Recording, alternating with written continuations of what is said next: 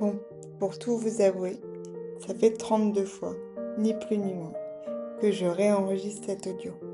Et peut-être que je dirai 33 fois dans le prochain. J'aimerais bien m'arrêter à 32. Ça fait trop longtemps que je suis pas revenue. Et c'est comme reprendre la scène. Enfin, pour qui je me prends, j'en sais rien. Bonjour, je suis Manon, doula, communicante animale, écrivaine du dimanche, podcasteuse à mes heures perdues, bien que. Et depuis le 3 mai 2026, maman d'un petit garçon. J'aurais tant à vous dire sur lui, tant à vous raconter. Bien sûr, je le ferai, c'est promis. Je vous raconterai son histoire extraordinaire, son incarnation extraordinaire, sa venue, sa parole d'âme bien avant que je sois enceinte. Je vous raconterai tout ça, et plus encore. Dans ce podcast, vous trouverez un peu de tout, de la poésie, des sujets de société, mes astuces de doula, mes réflexions un peu bancales sur la vie, et des histoires sur mon petit garçon, peut-être. Mais aujourd'hui, je viens vous parler d'un sujet différent. Un sujet que je porte comme un post-it sur ma peau. Le handicap. Celui que j'ai voulu faire oublier à tout prix pendant des années. Je me suis fondue dans la masse. J'ai voulu faire comme tout le monde.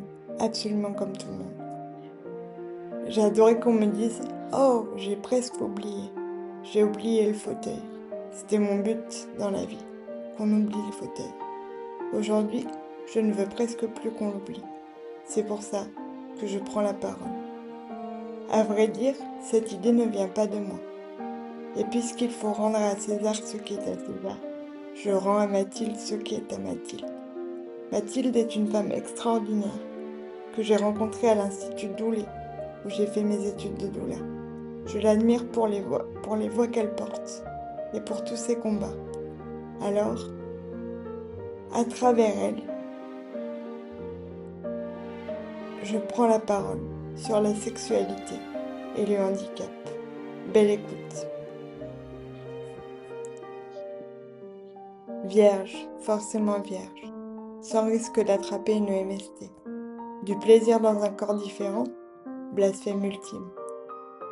La sexualité normée est encore tabou.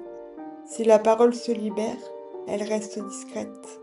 Les femmes réclament depuis peu leur droit au plaisir. Chez les personnes non valides, cette parole est presque interdite.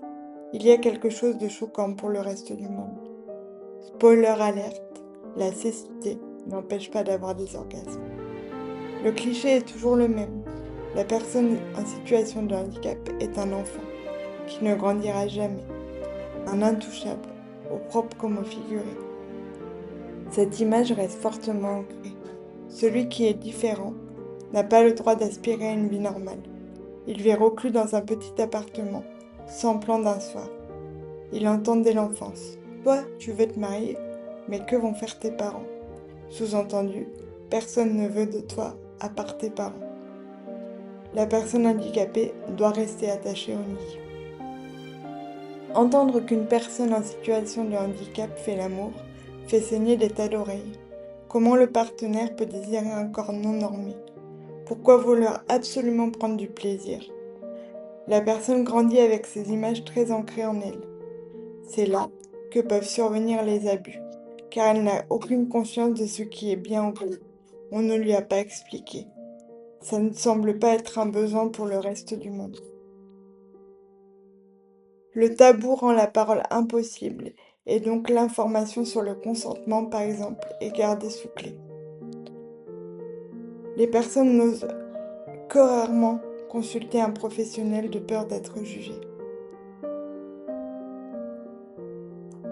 La personne peut subir, sans pouvoir les nommer, des abus et des comportements à risque. Alors comment éviter tout cela?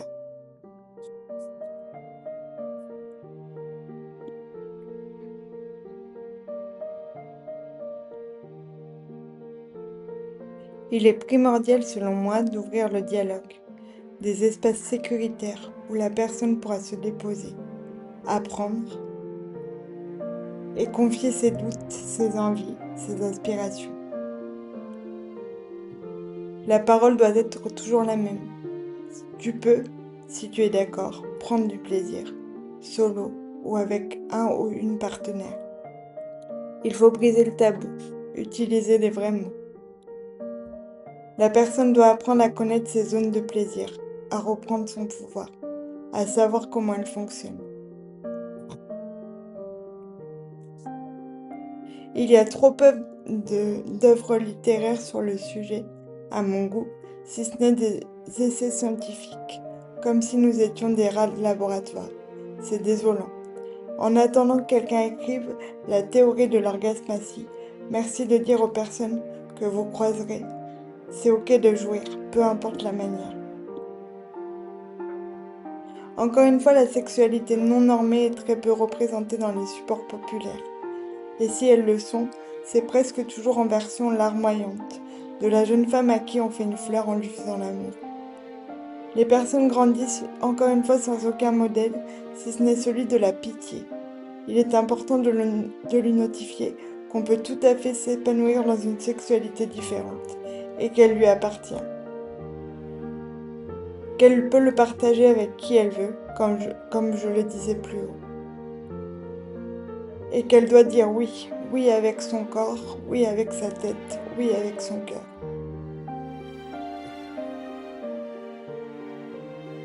On n'a jamais pris vraiment soin de l'espace intime de la personne non valide.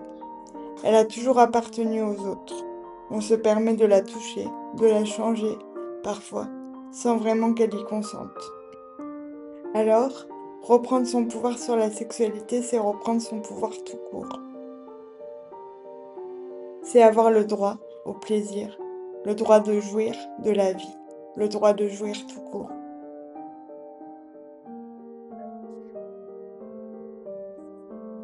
Son espace intime n'appartient à personne d'autre qu'à elle. C'est à elle d'ouvrir la porte ou non. Il y a aussi une notion importante qui se joue dans la sexualité. La personne capable différemment a appris à se faire le plus petite possible, à ne pas déranger souvent. Elle est rarement en accord avec son corps, elle peut même le détester. Donc lui faire prendre du plaisir peut être compliqué. Elle peut finalement laisser son ou sa partenaire avoir du plaisir tout seul, sans se soucier d'elle-même. J'ai déjà entendu dans un film « Vas-y, fais ce que tu veux, de toute manière, je ne sens rien ». C'est terrible d'entendre ça au cinéma. C'est terrible d'entendre ça tout court. Personne ne dispose du corps de personne. Ouvrez le dialogue, proposez-lui de s'explorer en solo, pourquoi pas, si elle le souhaite bien sûr, et donnez-lui les outils pour qu'elle puisse le faire. Un corps différent ne dysfonctionne pas. En cas de lésion, les zones de plaisir peuvent être déplacées et différentes. Le creux de l'épaule, par exemple. Enfin, il y en a plein, et chacun a les siens. Encore une fois, s'explorer dans un cadre sécuritaire permet de mieux se connaître et se poser des vraies questions. Qu'est-ce qui me fait fantasmer? Comment j'ai envie de prendre du plaisir? Quelles sont les zones qui me font frissonner? L'imaginaire peut être important.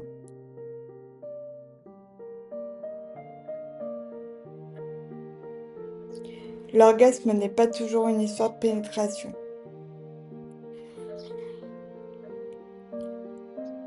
Proposer à la personne de se masser, d'avoir un espace rien qu'à elle pour se découvrir, ça me semble important, très important. Mon expérience de la sexualité a été catastrophique. J'étais ancrée dans l'idée que moi, je n'étais pas désirable. J'ai grandi avec ça. On ne me regarderait pas. Le premier qui l'a fait n'était pas le bon. Et je n'ai presque aucun souvenir de ces moments-là. Je me suis toujours dissociée. Il m'a fallu 10 ans pour me reconstruire. Une astrologue, très âgée, m'a dit un jour « C'est quand la dernière fois que vous avez joui ?» On ne m'avait jamais posé cette question-là. J'étais à la fois choquée et soulagée. On reconnaissait cette part-là de moi qui n'avait jamais eu sa place. Elle a rajouté, comme une prescription médicale, là, il va falloir le faire. Il va falloir jouir. Alors je suis partie en terre inconnue. J'avais l'impression qu'on allait me brûler au bûcher. Et puis, en m'explorant, en découvrant, je me suis réconciliée avec mon corps. et j'ai découvert le pouvoir magique de l'orgasme qui m'aide sur mes douleurs et qui m'aide à être créative aussi. Bref, je m'arrête là, je vais quand même pas vous parler de ça. Enfin, si. J'espère que vous avez aimé cet épisode. J'irai plus loin dans le prochain, c'est promis. Et je vous dis à très bientôt. Manu.